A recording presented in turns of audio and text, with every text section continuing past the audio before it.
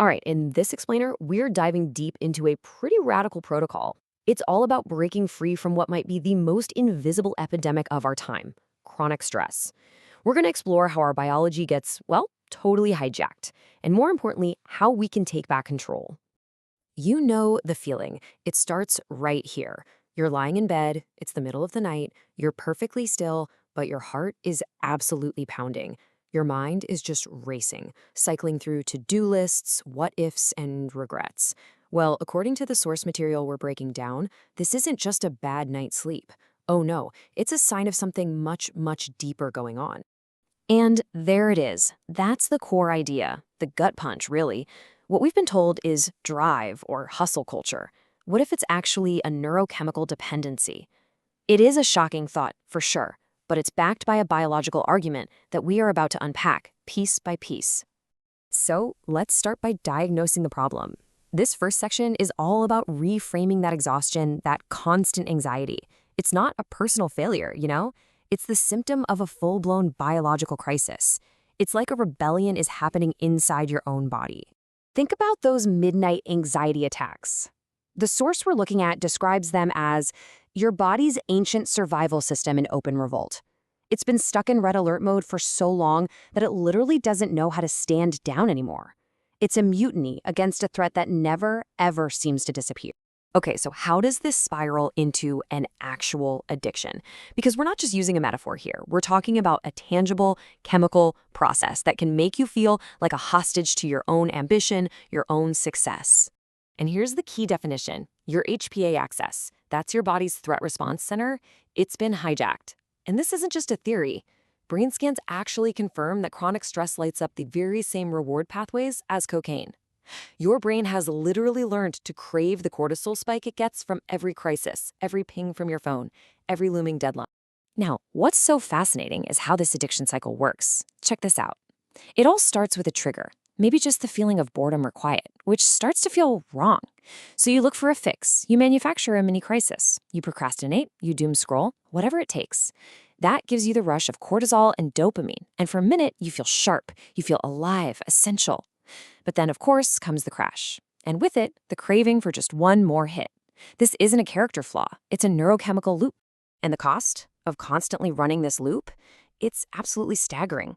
The source calls it biological bankruptcy. Physically, all that cortisol tells your body to store belly fat, and it just tanks your immune system. Cognitively, super high cortisol levels are actually linked to the shrinking of your brain's memory centers. That's where that familiar brain fog comes from. And emotionally, it just fries your dopamine receptors, making it harder and harder to feel any real joy from normal everyday life. Okay, enough about the problem. Let's get to the good stuff, the solution. And this is not about managing stress with some vague wellness advice.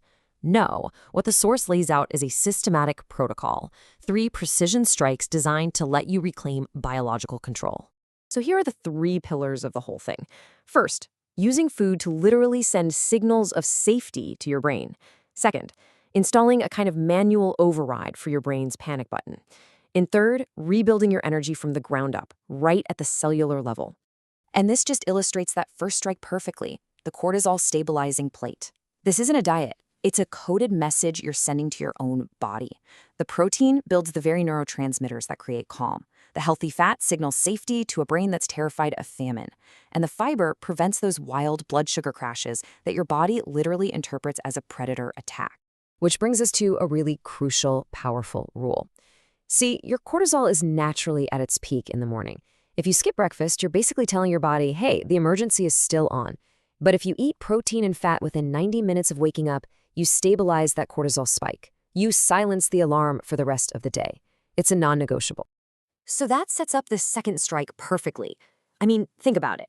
Your amygdala, the brain's little threat detector, it fires almost instantly. We're talking faster than thought. Logic doesn't even have time to put his shoes on.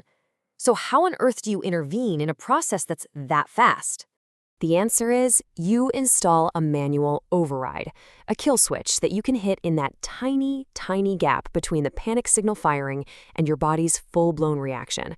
It's all about interrupting the signal before it takes over your entire system.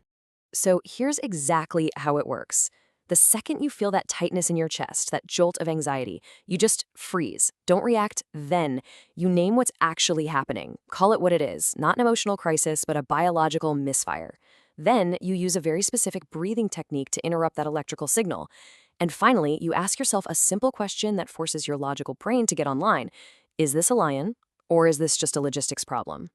The third and final strike is all about fortification.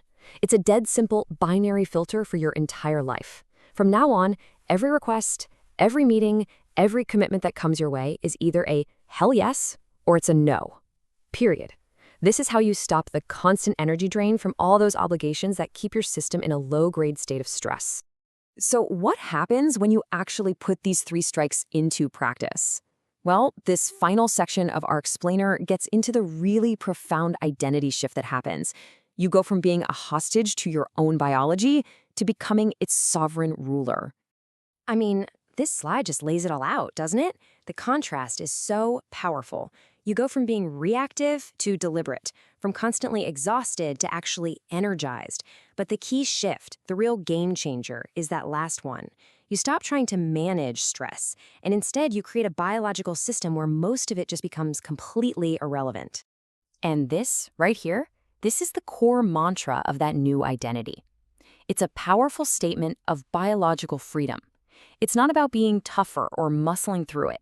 It's about having a smarter, more resilient internal system that just doesn't get triggered by all the noise of modern life. And let's be really clear about something. This goes way deeper than just positive thinking.